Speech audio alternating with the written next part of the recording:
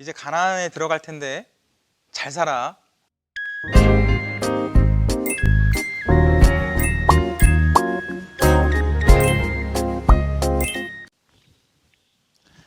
안녕하세요. 신명기 두 번째 강의 그리고 모세오경의 마지막 강의입니다.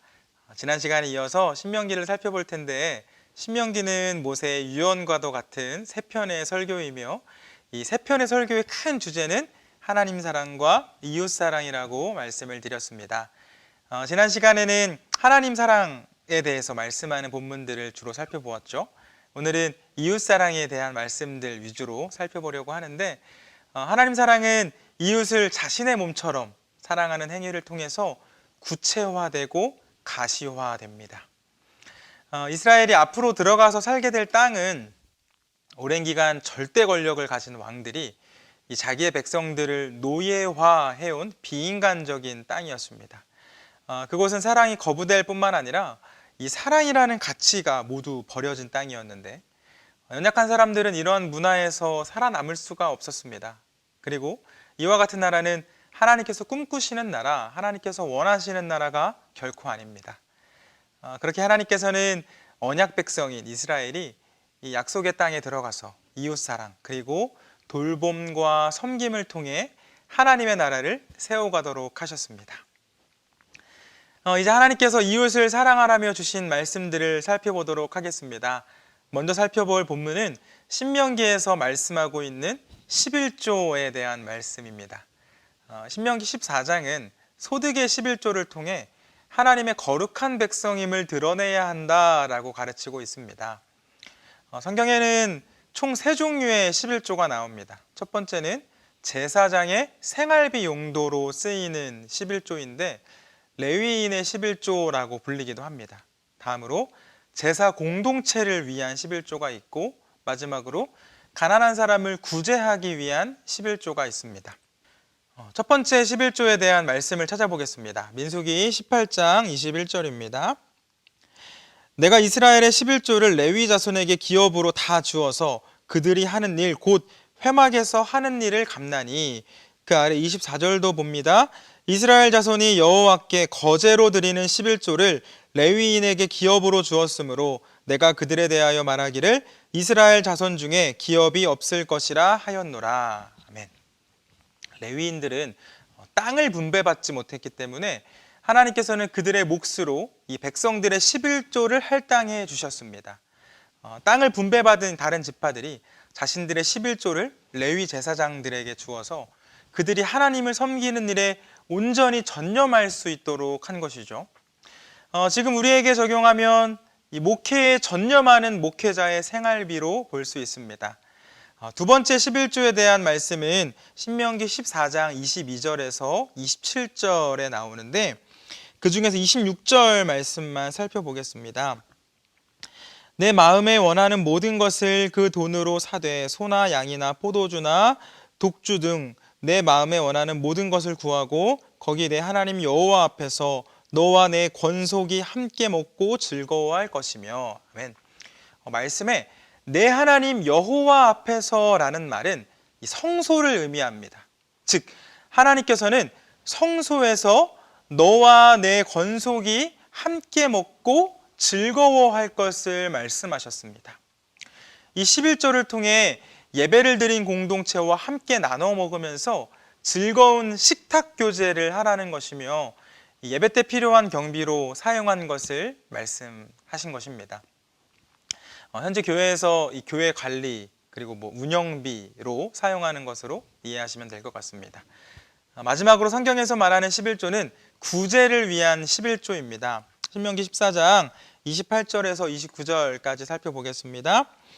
매 3년 끝에 그 해 소산의 10분의 1을 다 내어 내 성읍에 저축하여 너희 중에 분깃이나 기업이 없는 레위인과 내 성중에 거류하는 객과 및 고아와 과부들이 와서 먹고 배부르게 하라. 그리하면 내 하나님 여호와께서 내 손으로 하는 범사에 내게 복을 주시리라. 아멘. 또 성경을 조금 넘기셔서 26장 12절에서 13절도 보겠습니다. 26장 12절에서 13절입니다. 셋째 해 곧 11조를 드리는 해에 내 모든 소산의 11조 내기를 마친 후에 그것을 레위인과 객과 고아와 과부에게 주어 내 성읍 안에서 먹고 배부르게 하라.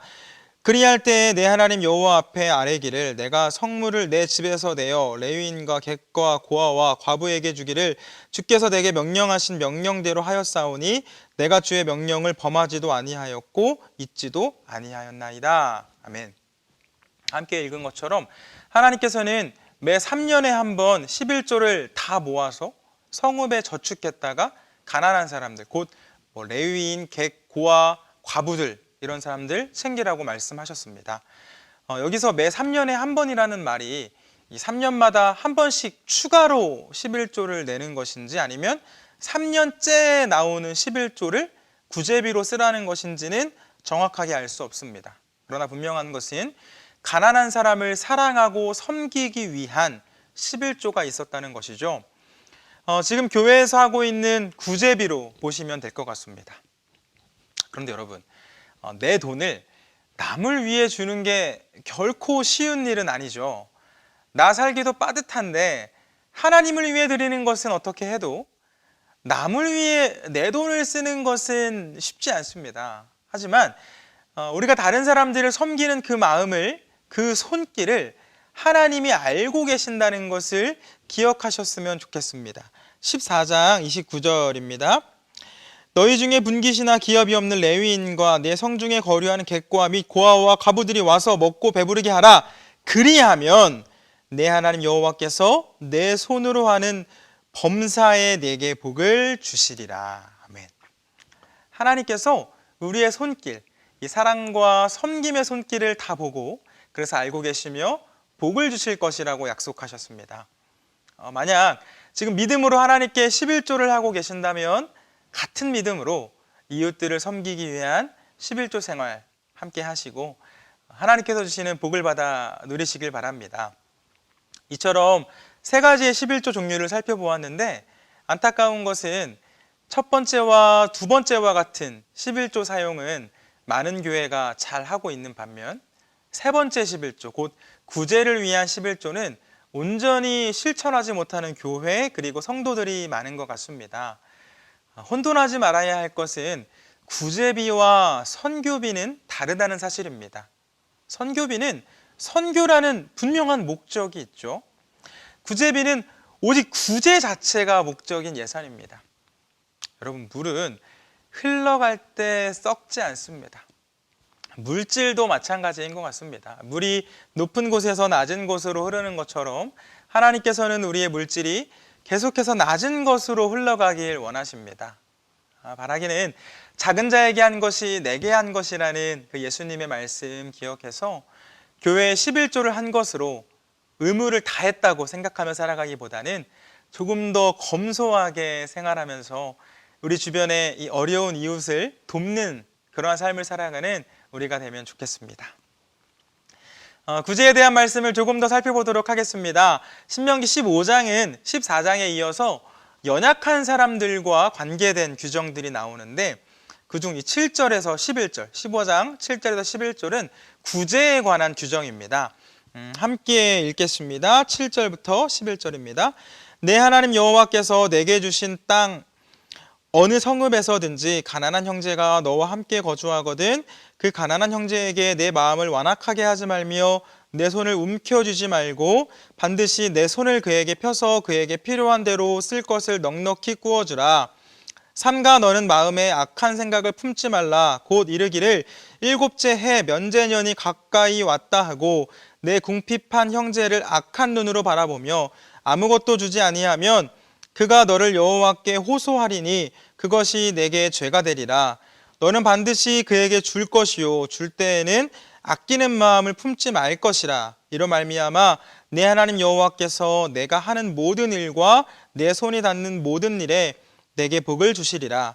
땅에는 언제든지 가난한 자가 그치지 아니하겠으므로 내가 내게 명령하여 이르노니 너는 반드시 내 땅 안에 내 형제 중 곤란한 자와 궁핍한 자에게 내 손을 펼치니라. 아멘. 여러분, 우리 기독교가 다른 종교들과 차이점이 있다면 무엇이 있을까요? 많을 수 있겠지만 그중 하나는 구제가 선택이 아니라 의무라는 것입니다. 하나님께서는 모세의 입술을 통해 이 하나님께서 허락해 주시는 땅에서 살아갈 때에 가난한 형제들이 보이면 마음을 완악하게 하지 말고 도우라고 말씀하셨습니다. 하나님을 믿는 사람들에게 가난한 자에 대한 구제는 능력이 되면 하고 능력이 안 되면 안 하는 그런 일이 아닙니다. 기회가 되면 하고 기회가 안 되면 안 하는 것도 아니죠. 함께 읽은 것처럼 성경은 명령문으로 분명하게 말씀하고 있습니다. 곧 조건적인 선택이 아니라 무조건적인 순종을 요구하셨다는 것입니다. 하나님께서 우리의 구제를 통해 원하시는 것이 있습니다. 신명기 15장 4절에서 5절입니다. 내가 만일 내 하나님 여호와의 말씀만 듣고 내가 오늘 내게 내리는 그 명령을 다 지켜 행하면 내 하나님 여호와께서 내게 기업으로 주신 땅에서 내가 반드시 복을 받으리니 너희 중에 가난한 자가 없으리라. 아멘. 여러분, 하나님께서 원하고 바라시는 것이 무엇입니까? 이 땅에서 가난한 사람들이 없어지는 것입니다. 어떻게 그게 가능하죠? 하나님의 백성들이 하나님의 말씀에 순종하며 살아갈 때 가능합니다. 실제로 성취된 역사가 있었습니다. 초대교회 공동체에서 이 하나님께서 원하시는 모습을 보여주었죠. 사도행전 4장 33절에서 35절까지 말씀 보겠습니다. 사도들이 큰 권능으로 주 예수의 부활을 증언하니 무리가 큰 은혜를 받아 그 중에 가난한 사람이 없으니 이는 밭과 집 있는 자는 팔아 그 판 것의 값을 가져다가 사도들의 발 앞에 두매 그들이 각 사람의 필요를 따라 나누어 줌이라. 아멘. 무리가 하나님의 은혜에 감격해서 그리고 말씀에 순종해서 자신들의 밭과 집을 팔아 어려운 이웃들을 도왔고 성경은 그 중에 가난한 사람이 없었다고 증거하고 있습니다. 여러분, 무너질 것 같지 않던 여리고성이 무너지고 가나안이 정복되었던 것처럼 가난도 정복되어질 수 있습니다. 가나안은 여호와를 신뢰했던 사람들이 정복했죠. 마찬가지로 여호와를 신뢰하는 사람들이 많아지면, 말씀에 순종하는 사람들이 많아지면 가난도 정복됩니다. 동의하시나요? 그런데 지금 우리가 살아가고 있는 세상을 보면 어떻습니까? 교회는 많아지고 있는데 가난한 사람들이 줄지 않고 함께 많아지고 있습니다. 이상하죠? 교회는 많아지고 또 교인들이 많아졌지만 여호와를 신뢰하며 하나님의 말씀에 순종하는 사람들이 많아진 것은 아니다라는 것을 알 수 있습니다. 이와 같은 현실 앞에서 우리는 하나님의 말씀을 분명히 기억해야 합니다. 하나님께서는 어려운 이웃을 섬기는 자에게 분명한 복을 주실 것이라고 말씀하셨습니다. 반복해서 말씀하셨죠. 조금 전에도 읽었죠. 신명기 15장 4절에서 5절 말씀 한 번 더 읽겠습니다. 내가 만일 내 하나님 여호와의 말씀을 듣고 내가 오늘 내게 내리는 그 명령을 다 지켜 행하면 내 하나님 여호와께서 내게 기업으로 주신 땅에서 내가 반드시 복을 받으리니 너희 중에 가난한 자가 없으리라. 아멘. 그 아래 10절 말씀도 보겠습니다. 너는 반드시 그에게 줄 것이요 줄 때에는 아끼는 마음을 품지 말 것이라. 이로 말미암아 내 하나님 여호와께서 내가 하는 모든 일과 내 손이 닿는 모든 일에 내게 복을 주시리라. 아멘. 더 아래 18절 말씀도 보겠습니다. 그가 6해 동안에 품꾼의 삭새 배나 받을 만큼 너를 섬겼은즉 너는 그를 놓아 자유하게 하기를 어렵게 하지 말라. 그리하면 내 하나님 여호와께서 내 범사에 내게 복을 주시리라. 아멘. 바라기는 내 손에 있는 것을 내려놓지 못해서 하나님께서 주실 복을 놓치지 마시고 내가 가진 것보다 더 크고 좋은 것을 허락하실 그 하나님의 복이 예비되어 있음을 기억하고 이웃을 사랑하며 섬김으로 이 땅에 하나님의 나라를 세워가는 하나님의 백성들이 되길 바랍니다. 이웃사랑에 대한 본문을 하나만 더 살펴보도록 하겠습니다. 이번 본문은 레위기 강의 때도 한번 살펴봤었는데 이삭을 남기라는 말씀입니다. 신명기 법전에는 누구든지 생계를 위해서 이 남의 곡식밭이나 포도원에 들어가서 어느 정도의 곡식 그리고 포도를 따서 먹을 수 있도록 허용하셨습니다. 신명기 23장 24절에서 25절 말씀 보겠습니다. 내 이웃의 포도원에 들어갈 때에는 마음대로 그 포도를 배불리 먹어도 되느니라. 그러나 그릇에 담지는 말 것이요 내 이웃의 곡식밭에 들어갈 때에는 내가 손으로 그 이삭을 따도 되느니라. 그러나 내 이웃의 곡식밭에 낫을 대지는 말지니라. 아멘. 하나님께서는 사람이 살아가면서 굶어 죽는 일이 없도록 못 먹어서 어려움을 당하는 일이 없도록 하셨습니다. 그런데 이 말씀을 잘못 보면 오해를 할 수도 있습니다. 아니 그럼 일을 안 해도 되는 거 아닌가? 와 같은 생각이죠. 하지만 말씀을 잘 보면 하나님께서는 기본적인 이 생계의 필요만 채울 수 있도록 하셨습니다. 그릇에 담거나 낫을 대지는 말라고 하셨죠. 곧 이 다른 사람의 재산으로 이익을 얻으려고 해서는 안 된다고 분명하게 말씀하셨습니다. 하나님께서는 공동체 안에 못 먹어서 어려움을 겪는 사람들이 없도록 이 궁핍한 사람들이 없도록 하신 것뿐만 아니라 동시에 곡식밭과 포도원 소유자들의 재산도 보호해 주셨음을 알 수 있습니다. 여러분, 이 땅에 굶어서 죽어가는 사람들이 얼마나 많습니까? 연약한 사람들에게 이 다른 사람의 곡식과 포도주를 먹을 수 있도록 해주신 것은 엄청난 은혜입니다. 그런데 생각해보면 연약한 사람들에게 이 말씀을 주신 것은 크게 의미가 없을 수도 있습니다. 내가 먹을 것이 없는데 하나님께서 먹으라고 하셨다고 이 다른 사람들의 밭에 마음껏 들어갈 수가 있겠습니까? 그 밭의 주인이 허락하지 않으면 결국은 소용없는 법 아닐까요? 때문에 하나님께서는 이 사회적 약자들 뿐만 아니라 밭의 소유자들에게도 말씀을 주셨습니다. 신명기 24장 19절에서 22절까지 보겠습니다. 내가 밭에서 곡식을 벨 때에 그 한 묻을 밭에 잊어버렸거든 다시 가서 가져오지 말고 나그네와 고아와 과부를 위하여 남겨두라. 그리하면 내 하나님 여호와께서 내 손으로 하는 모든 일에 복을 내리시리라. 내가 내 감람나무를 떤 후에 그 가지를 다시 살피지 말고 그 남은 것은 객과 고아와 과부를 위하여 남겨두며 내가 내 포도원에 포도를 딴 후에 그 남은 것을 다시 따지 말고 객과 고아와 과부를 위하여 남겨두라.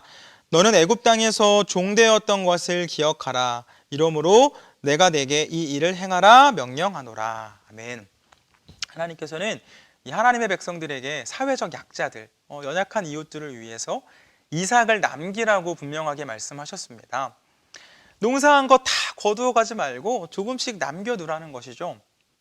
연약한 사람들이 눈치 보지 않고 누구나 들어와서 먹을 수 있도록 자유롭게 먹을 수 있도록 좀 일부러 흘리라고 하셨습니다. 이 말씀의 혜택을 본 사람이 누구입니까? 룻이죠. 룻기 말씀을 보면 룻은 시어머니 나오미와 함께 시어머니의 고향 이스라엘에 와서 살게 되었습니다. 그 둘은 과부였는데 당시 사회에서 이 여성 둘이 살아가기가 얼마나 막막했겠습니까? 그런데 룻이 나오미에게 말합니다. 어머니, 밭으로 가서 이삭을 좀 주워 오겠습니다. 여러분, 룻은 과부였을 뿐만 아니라 이방인, 외국인이었습니다. 이 외국인이 어느 밭에 가서 이삭을 주워올 수가 있겠습니까? 남의 나라 땅에서. 우리 생각이 말도 안 되는 소리이죠. 그런데 이 말도 안 되는 소리가 하나님 나라 시스템 안에서는 가능한 소리였습니다. 하나님께서는 당시 어려운 사람도 살아갈 수 있도록 이 시스템을 구축해 놓으셨기 때문에 룻과 나오미 같은 이런 사회적인 약자도 극단적인 선택을 하지 않고 살아갈 수 있었습니다. 룻은 그렇게 이삭을 주우러 나간 곳에서 보아스라는 남자를 만나서 결혼을 합니다. 성경을 보면 보아스는 자신의 일꾼들에게 이삭을 조금씩 버려두라고 지시했습니다. 못 주신 거 남겨오라는 수준이 아니라 버려두고 오라고. 하나님께서는 이삭을 그냥 남겨두라고 하셨는데 보아스는 한술 더 떠서 이 거둔 이삭도 더 버려두라고 한 것이었습니다. 보아스는 하나님의 말씀에 순종하는 사람이었고 룻은 그런 보아스를 통해 은혜를 입었습니다. 이 모든 일은 하나님께서 만들어 놓으신 그 하나님 나라 시스템이 있었기 때문에 가능했습니다. 여러분, 하나님께서 이스라엘에게 말씀하셨습니다. 너희들 살기 정말 힘들었는데 이제 좀 살만하지? 그러니까 이제는 어려운 이웃들 좀 돌아보면서 살아. 너희 주변에 있는 이웃들 그들 모르는 척하지 말고 그들과 함께 살아야 돼. 그리고 이 말씀은 지금도 우리에게 동일하게 주고 계시는 줄 믿습니다. 그러므로 말씀에 순종하여 지금 우리가 살아가는 이 땅에도 하나님의 나라 시스템이 갖출 수 있도록 그렇게 하나님의 나라를 세워가는 우리 모두가 되면 좋겠습니다. 이렇게 이웃들을 사랑하고 섬기라고 주신 말씀 세 가지를 집중해서 살펴보았는데 이 밖에도 신명기에는 매 7년마다 빛을 면제해 주는 일, 종들을 같은 인간으로 대우하는 일, 재산과 상관없이 공의로 재판하는 일, 또 도피성을 만들어서 무고한 자를 보호하고 부모를 공경하고 맹인을 예우하는 일 등 다양한 말씀들을 주셨습니다. 강의 초반에도 말씀드린 것처럼 하나님 사랑은 이웃을 내 몸처럼 사랑하는 행위를 통해서 구체화되고 가시화된다는 것을 기억해서 우리 주변의 이웃들 사랑하는 삶을 살아가시길 바랍니다. 마지막으로 살펴볼 신명기의 주요 본문은 저주에 관한 말씀입니다. 이 제목을 딱 봤을 때 살펴보고 싶지 않은 말씀이죠. 신명기 27장부터는 모세의 세 번째 설교로 가나안 땅에 들어간 후에 지켜야 할 신앙에 대해서 가르쳐주고 있습니다. 신명기 27장 1절 말씀 보겠습니다. 모세와 이스라엘 장로들이 백성에게 명령하여 이르되 내가 오늘 너희에게 명령하는 이 명령을 너희는 다 지킬지니라. 아멘. 이 본문에는 축복에 대한 말씀도 있는 반면 말씀드린 것처럼 저주와 관련된 말씀도 볼 수 있습니다.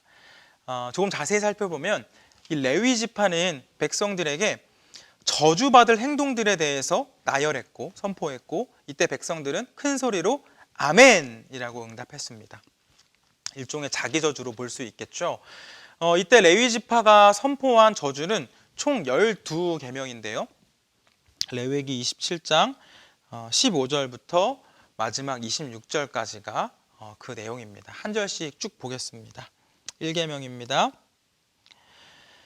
장색의 손으로 조각하였거나 부어 만든 우상은 여호와께 가증하니 그것을 만들어 은밀히 세우는 자는 저주를 받을 것이라 할 것이요 모든 백성은 응답하여 말하되 아멘 할지니라. 아멘. 2계명입니다. 그의 부모를 경홀히 여기는 자는 저주를 받을 것이라 할 것이요 모든 백성은 아멘 할지니라. 3계명입니다. 그의 이웃의 경계표를 옮기는 자는 저주를 받을 것이라 할 것이요 모든 백성은 아멘 할지니라. 4계명. 맹인에게 길을 잃게 하는 자는 저주를 받을 것이라 할 것이요 모든 백성은 아멘 할지니라. 5계명. 객이나 고아나 과부의 송사를 억울하게 하는 자는 저주를 받을 것이라 할 것이요 모든 백성은 아멘 할지니라. 6계명입니다.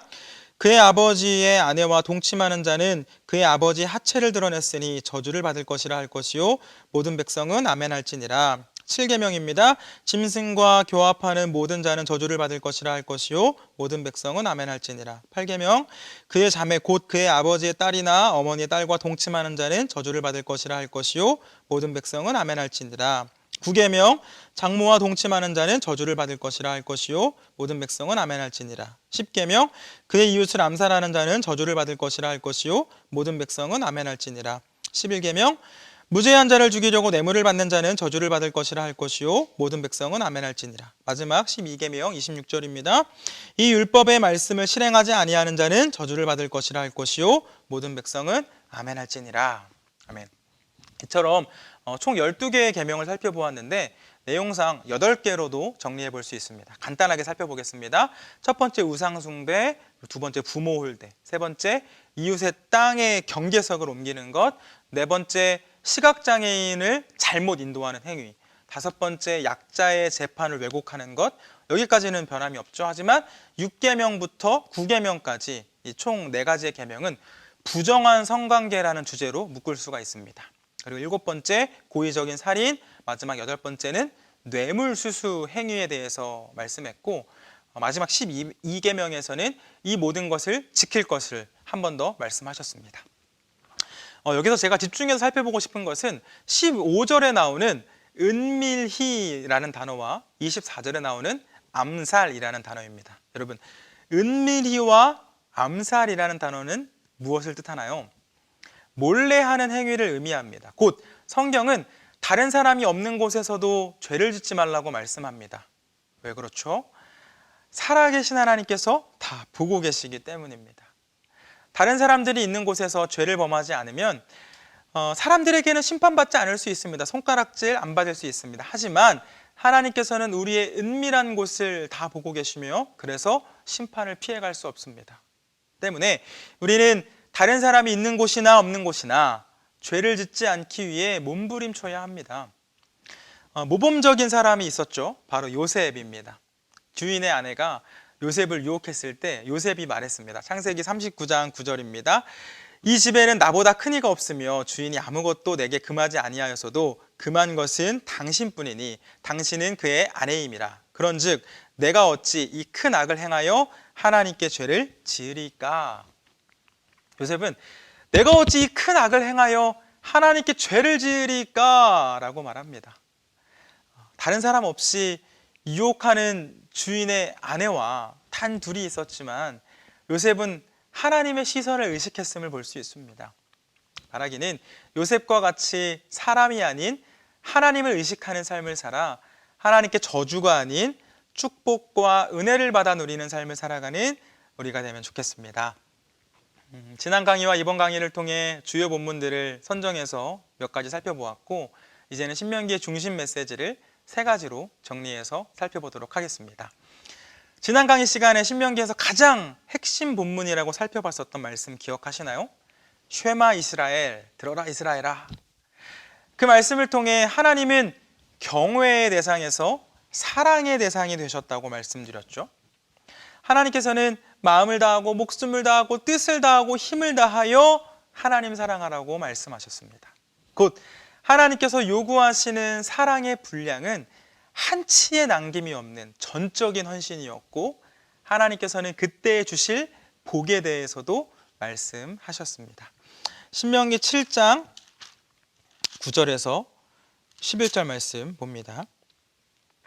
그런즉 너는 알라 오직 내 하나님 여호와는 하나님이시요 신실하신 하나님이시라. 그를 사랑하고 그의 계명을 지키는 자에게는 천대까지 그의 언약을 이행하시며 인애를 베푸시되 그를 미워하는 자에게는 당장에 보응하여 멸하시나니 여호와는 자기를 미워하는 자에게 지체하지 아니하시고 당장에 그에게 보응하시느니라. 그런즉 너는 오늘 내가 내게 명령하는 명령과 규례와 법도를 지켜 행할지니라. 아멘. 기억하시길 바랍니다. 하나님께서 가르쳐 주신 이 하나님을 사랑하는 방법은 명령과 규례와 법도를 지켜서 행하는 것입니다. 즉 말씀에 순종하는 것입니다. 여러분, 하나님께서는 복을 받는 길과 저주를 받는 길을 말씀해 주신 후에 선택권을 우리에게 주셨습니다. 신명기 11장 26절에서 28절 말씀 보겠습니다. 내가 오늘 복과 저주를 너희 앞에 두나니 너희가 만일 내가 오늘 너희에게 명하는 너희 하나님 여호와의 명령을 들으면 복이 될 것이요 너희가 만일 내가 오늘 너희에게 명령하는 도에서 돌이켜 떠나 너희 하나님 여호와의 명령을 듣지 아니하고 본래 알지 못하던 다른 신들을 따르면 저주를 받으리라. 아멘. 하나님께서는 우리에게 전적인 순종을 원하시지만 강압적으로 밀어붙이지 않으시고 우리에게 선택권을 맡기셨습니다. 여러분은 어떤 선택을 하시겠습니까? 하나님을 사랑하며 살아가는 우리 모두가 되면 좋겠습니다. 다음으로 살펴볼 메시지는 나눔, 구제의 신앙입니다. 오늘 강의를 통해 중점적으로 살펴본 것처럼 하나님께서는 하나님 사랑뿐만 아니라 이웃 사랑을 원하십니다. 이를 위해 이스라엘 백성들에게 이집트에서 노예로 살던 때를 기억하라고 말씀하셨죠. 고생하고 이 가난했던 시절을 잊지 말라는 것입니다. 노예로 살아가던 이스라엘을 하나님께서 놀라운 은혜로 탈출시켜 주셨고 한 민족이 될 수 있도록 도와주셨습니다. 그리고 그 사실을 기억하며 살아갈 것을 말씀하십니다. 여러분, 내가 어렵게 살던 때를 기억하면 지금 어떻게 살아야 할지에 대한 답이 나옵니다. 어려운 때와 비교하면 우선 지금 삶에 감사한 마음이 들겠죠. 그리고 그때 나보다 연약한 사람을 도울 수가 있습니다. 연약한 사람들의 어려움, 연약한 사람들의 심정을 잘 알기 때문입니다. 하나님께서는 연약한 사람들을 내 몸, 내 가족처럼 여기라고 말씀하셨는데 이는 하나님의 은혜로 구원을 받은 모든 사람이 보여야 할 합당한 응답임을 기억하며 살아가면 좋겠습니다. 마지막으로 신명기는 이스라엘 백성의 현재 모습이 하나님의 은혜로 만들어진 작품임을 가르쳐 줍니다. 신명기 7장 18절에서 19절 말씀 보겠습니다. 그들을 두려워하지 말고 내 하나님 여호와께서 바로와 온 애굽에 행하신 것을 잘 기억하되 내 하나님 여호와께서 너를 인도하여 내실 때에 내가 본 큰 시험과 이적과 기사와 강한 손과 편팔을 기억하라. 내 하나님 여호와께서 내가 두려워하는 모든 민족에게 그와 같이 행하실 것이요. 아멘. 이스라엘 백성들을 이 이집트에서 구출해 주신 하나님께서는 이들을 가나안의 대적들의 손에서도 구해 주셨습니다. 그런데 여러분, 우리가 12강 동안 살펴보았지만 이 이스라엘 백성들이 은혜를 입을 만한 행동을 했었나요? 그렇지 않습니다. 계속해서 불신앙적인 모습들, 이 불평과 불만, 연약하고 답답한 모습들만 보여왔습니다. 즉 이들이 은혜를 입을 만한 행동을 했기 때문이 아니라 하나님께서 무조건적인 사랑으로 그들을 품에 안아주신 것입니다. 신명기 1장 31절 말씀 보겠습니다. 신명기 1장